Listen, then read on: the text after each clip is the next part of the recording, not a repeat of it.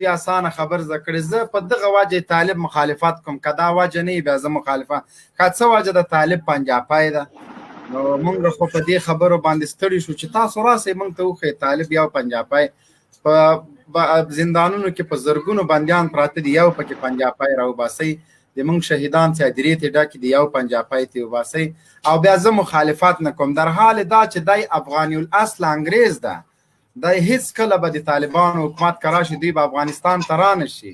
که راځیم د افغانستان د دوی خپله خاوره د دوی مقدسات ته کنځل بد رد مه کوئ. اوس هم د عفو دروازې درته خلاصې دي، د خدای لیاز وکئ، د امریکانو د ملاتړ په خاطر خپل دین مه تحریفوئ، مقدسات توهین مه کوئ، د طالب ویاړونه او کارنامې بل چاته مه منسوبوئ. تر ټولو اساسي خبره دا ده مبین صاحب، تر ټولو اساسي خبره دا ده تاسې دا څو ورځې مسلسل د دغه خیاطانو د مشرانو د هغه کنزلمارانو چې په رسنیو کې په کنزلمارانو مشهور وو د هغوی حالت تاسې وینئ، د هغوی حالت تاسې وینئ چې دغه دولت د هغوی نه براعت او بیزاري څرګندوي.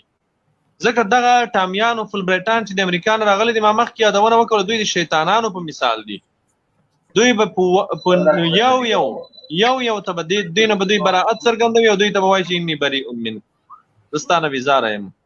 دا به د ټولو نه به دوی خپل براعت څرګندوي. دوی به داسې په خوشي میدان پاتې وي، ځکه دوی د بل کار دپاره نه دي، دوی د همدې دپاره ګمارل شوي دي چې خلک وکنځي. یوه خبره زه تاته وکړم، دا ټول ملګري دې واوري. ځینې خلک وایي چې ساکشویان خیاطان هغوی اوس اصلاح سوي دي. نه، هغوی سره خام مواد نسته. ګورئ د دغه نجلۍ قضیه هغوی ښه په پوره مهارت سره مخکې ویوړله، د نړیوالو رسنیو د سر موضوع یې وګرځوله. لیکن موږ باید خاموشه نه سو. دا خلک چې دي دوی خام مواد په لاس کې نه لري. اخرنۍ ضربې پورې تر اخرنۍ څاڅکې د وینې دوی د تا په خلاف دي، د تا ته مقدساتو ته توهین کوي، تا پسې به بد رد وایي، خو هغوی سره خام مواد نسته. یو جاسوس چې طالبانو مردار که، ګوره د نظامی محکمې رئیس و، طالبانو په غوربان کې پروان کو صافي کې مردار که، دوی هغه نه انجینر جوړ که. تر نن هغه درته ډنګی سي وایي طالب خیانت کړی ده. کومه ده خیانت؟ هغه انجینر یې مړ نه که. وسړی هغه انجینر نه وه، قاضي و. بیا درته وایي طالب خیانت کړی. څه خیانت یې کړی؟ هغه انجینر یې مړ نه که. هغه انجینر نه و، قاضي و سړی. بس دغه ډم کته که، دا ډم کته که، دا د ګل زمان زوی کته که، دا غیر له دې چک وی بل که، دا هسې کته یې که. دا لکه هغه د کرکټ میدان کې چې ناسیدار شي ته داسې کوي. والله او دا ته خو خبرې ته غوږ شه بیا لاس پړه کوه. موږ دلته حیثیت مبین صاحب ته هم احساساتي کېږه، خیر ده. او دغه ورور نه هم خواهش دا ده چې دلته لاس پټه کوه. دا خو لایف ده او دلته موږ په ډېر اخلاقي چوکاټ لایف کوو. دلته دا خو د کرکټ میدان هم نه ده. ښه دې ورته وویل، دا یوه خبره دې ډېره خوندوره وکړه چې د کرکټ میدان هم نه ده او کوم واده ورام نه ده. نو خو دلته خو موږ چکچکې نه وو، ټاکې نه وو، موږ ټاکې وي تیار یو. حمزه وروره مهرباني وکړه. احساسات نه، خو دا سهار نه مې دا دلته معزز کې نه ولې، بس همدا کوي. اوس سړی موږ خو څه چکې نه وو چې ته راته وروره هغه کې چکچکې وایي. کرا کېنه بد دې راغی بیا دغه ادب د خلک له ما نه زده کړي، له ما نه د خلک ادب زده کړي. څومره که غلی ناست یم. کېنه چپ کېنه ادبه. بله یوه مهمه موضوع حمزه وروره ستاسې د خبرو نه مخکې یوه یادونه کومه. مهم وضاحت هغه دا ده چې په سوشل میډیا کې نن د اسلامي امارت د سیاسي دفتر د سیاسي مرستیال او د مذاکراتي ټیم د مشر الحاج شیر محمد عباس ستانکزي صاحب د په باره کې څه بې بنسټه افواهات خپرېږي چې ستانکزي صاحب د مذاکراتي ټیم نه لرې کېږي. دا واضح حقیقت نه لري. ستانکزي صاحب چې دا هغه یو وتلی ډیپلومات ده او د ډیپلوماسۍ اتل ده، هغه به په خپل ځای کار ته دوام ورکوي. د سی آی ای مزدوران د په دې شي نه خوشحاله کېږي او دا تمه دې هم نه لري. هغه د مذاکراتي ټیم غړی ده او یو ژبور ډیپلومات ده. دا خلک د ده نه سوځي او دی به انشاءالله خپل کار ته دوام ورکوي. حمزه وروره مهرباني. صاحب او انجینیر صاحب ټولو ته سلامونه.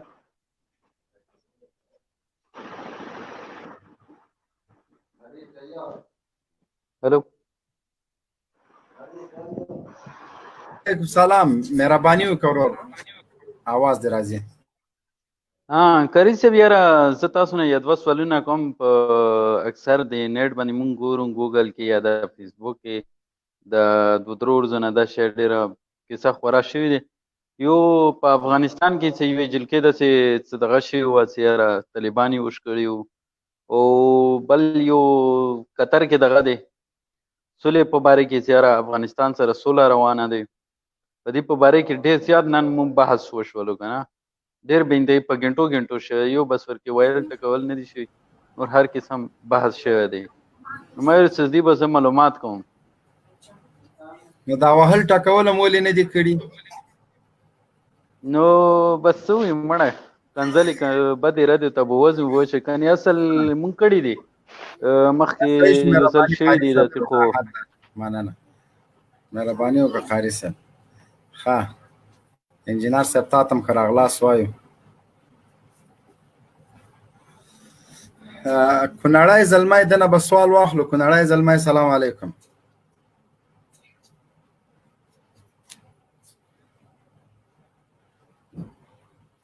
کونړی زلمی وعلیکم السلام.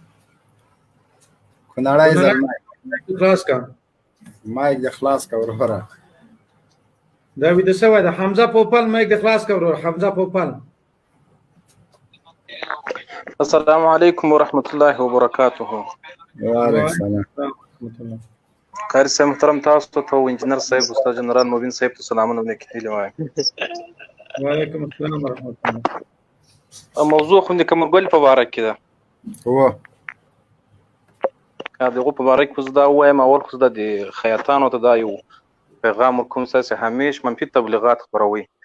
بیلګې مثلا دغه کمرګل ده و دغه مجاهد انځورونه چې د درمن په باره کې دی ویل او بیا مجاهدینو تل حقایق ته خبرو کړي دي. الله دې خوشاله راوړو. څه سوال لري مهرباني وکړه.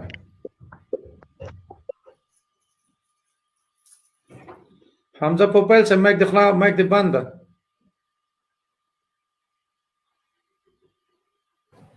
ها دا بل قومندان تعدین په نوم باندې قومندان تعدین غوګو سلام علیکم.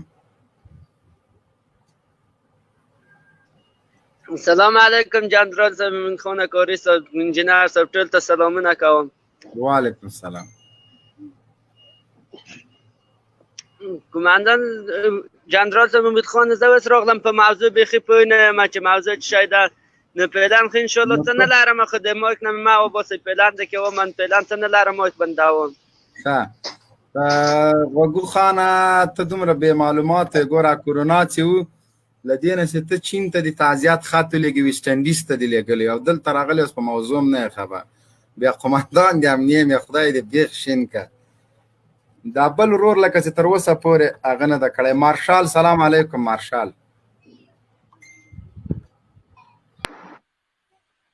نو دغه ورور ته مې یادونه کوله چې هغه ورځ د حدیث استدلال کولو. دا حدیث نه د هدف دا و چې د کابل ادارې نظامیان چې د امریکایانو سره په یوه صف کې ولاړ دي خپل افغانان وژني. دغه حدیث نه د هغه خلک مقصد و. دا حدیث به زه تاسو ته ووایم هغې نه وروسته بیا د حدیث په اړه هم بحث وکړو. دا حدیث چې دا د صحاحو نقل کړی ده امام بخاري امام مسلم دا نور اصحاب السنن هم نقل کړی ده. حدیث داسې د عن اسامة بن زید رضی الله عنهما قال بعثنا رسول الله صلى الله عليه وسلم إلى الحرقة من جهينة فصبحنا القوم على مياههم ولحقت أنا ورجل من الأنصار رجلا منهم فلما غشيناه قال لا إله إلا الله فكف عنه الأنصاري وطعنته برمحي حتى قتلته. فلما قدمنا المدينة بلغ ذلك النبي صلى الله عليه وسلم فقال لي يا أسامة أقتلته بعدما قال لا إله إلا الله؟ قلت يا رسول الله إنما كان متعوذا. فقال أقتلته بعدما قال لا إله إلا الله؟ فما زال يكررها علي حتى تمنيت أني لم أكن أسلمت قبل ذلك اليوم. دا یو روایت ده. دلته ګورئ دا واقعه داسې و اسامه ابن زید رضی الله عنه یې چې موږ رسول الله صلی الله علیه وسلم جهینا کې حرقه مقام ته ولېږلو. حرقه یو ځای و موږ چې کله هلته لاړو نو خلک هغه کفار چې موږ په چا پسې ورغلي وو هغه مو په اوبو باندې پیدا کړل، اوبو باندې راټول شوي وو. کله چې موږ په دوی باندې حمله وکوله نو زه او یو بل انصاري ملګری چې وو موږ په یو بل کافر و هغې پسې ورپسې شو. چې کله پسې شو نو کله مو چې دی را لاندې کړو ګیر مو کړو ده ووایي چې لا اله الا الله. نو هغه زما انصاري ملګری چې و هغه بند شو تېنه هغې د ده سره دی وهلې پرېښول دی یې پرېښو او ما په خپله نیزه دا یووالو تر دې پورې چې قتل مې کړو. کله چې مدینې منورې ته راغلو نبي کریم صلی الله علیه وسلم ته چې کله دا خبره ورسېده مو ته یې وویې یا اسامة قتلته بعد ما قال لا اله الا الله. د چې کله لا اله الا الله ویلو هغې نه وروسته تو دا یې قتل کړو. مو ویې ته چې یا رسول الله انما كان متعوذا دی په دې لا اله الا الله یلو سره زما نه ځان خلاصولو پناه یې غوښته په دې سره. پیغمبر علیه السلام بیا ماته وفرمیل قتلته بعد ما قال لا اله الا الله. دا خبره یې مو ته څو وره مکرره کړه څو وره یې ته ویله. اسامه ابن زید رضی الله عنه یې چې مو ته دومره دا خبره مکرروله چې مو دا ارزو وکړه چې مو د دې نه مخکې ایمان نه وای وړی، د دې نه وروسته مې د ایمان وړلی وی. یعنې دغه عمل دغه کوم کور چې مو وکړو دا د مو د اسلام په زمانه کې نه وای شوی. بل روایت کې چې افلا شققت عن قلبه حتى تعلم اقالها ام لا. پیغمبر اسلام ته فرمایي چې تو د زړه څیرلی و چې دا کلمه د صدق نه یې لیدو که دروغ یې لیدي په دې کلمې سره. دلته ګورئ دغه خلک چې دي دا د حدیث نه استدلال کې دغه حدیث د ملي اردو د CIA د نورو ملیشو په مقابل کې کاروي چې دوی هم کلمه یایي. اصلا دا بحث په دې موضوع موږ مخکې څو وره بحث کړی دی. دا خلک یایي چې یو څوک چې کلمه وایي باسي د مرګ نه ده جایز. سره د دې نه چې دغه کلیات دي دوی د دې لپاره موږ د اسلام د تاریخ نه د صحابه کرامو د سیرت نه د الله د رسول صلی الله علیه وسلم د سیرت نه ژوندي مثالونه لرو چې یو چا به کلمه یله خو مرګ به روا و. موږ ځاني په تیږو ولو سنګساروي او دی کلمه وایي خو د کلمې سره سره موږ تر هغې وخته پورې ولو تر څو پورې چې مړ نه وي. اوس که چېرته کلمه لا اله الا الله ویلو سره یو چا مطلقا مرګ ناروا وي نو بیا ولې هغه سړی موږ وژنو؟ یو څوک د بل مسلمان یې وژلی ده قتل یې کړی ده دی کلمه وایي خو موږ یې وژنو. همداسې یو څوک د اسلام د یو یو صریح حکم په مقابل کې ولاړ ده هغه هم موږ وژنو. دغه د CIA مزدوران دي د CIA ملیشې دي دی د انګریز سره په یو صف کې را روان ده. سور انګریز ده دی په یوه صف کې موږ ته را روان دي زما په کور راخیږي. اوس د دغه خلکو نه سوال کول پکار دي چې ته ما باندې دا حدیث پیش کوي چې کلمه څوک وایي د هغې مرګ نه ده روا. دغه قصه او د موږ قضیه جدا جدا دي. هلته هغه خلک د لا اله الا الله دپاره وژل کېدل. هغه خلک کافر وو هغوی کلمه نه ویله. د موږ حالت او دا حالت فرق لري. دلته چې موږ دا سړی وژنو دا د امریکایانو په مزدورۍ وژنو. د امریکایان چې د ما کور ته راولي په دې وژنم په دې نه وژنم چې دی کلمه نه وایي. کلمه خو وایي. زه خدای په دې نه وژنم چې ته کلمه نه وایي. زه خدای په دې نه وژنم ته لمونځ نه کوې.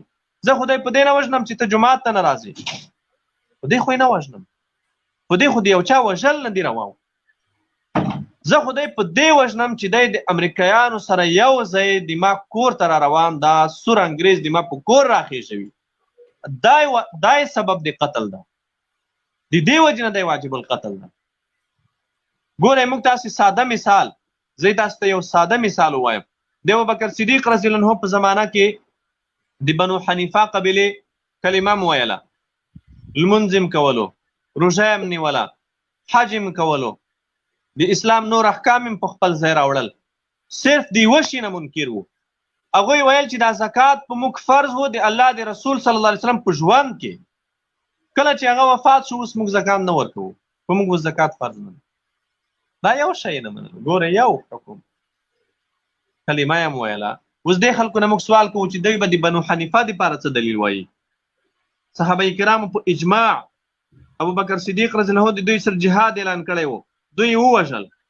اوس دا خلک د راشي که نه هلته د ابوبکر صدیق رضی الله عنه د عمل په مقابل کې دا حدیث ووایي، ځکه بنو حنیفه قبیلې لا اله الا الله کلمه ویله، هغوی ټولو کلمه ویله، لمونځ یې کولو، روژه یې نیوه، حج یې کولو، جومات ته راتلل.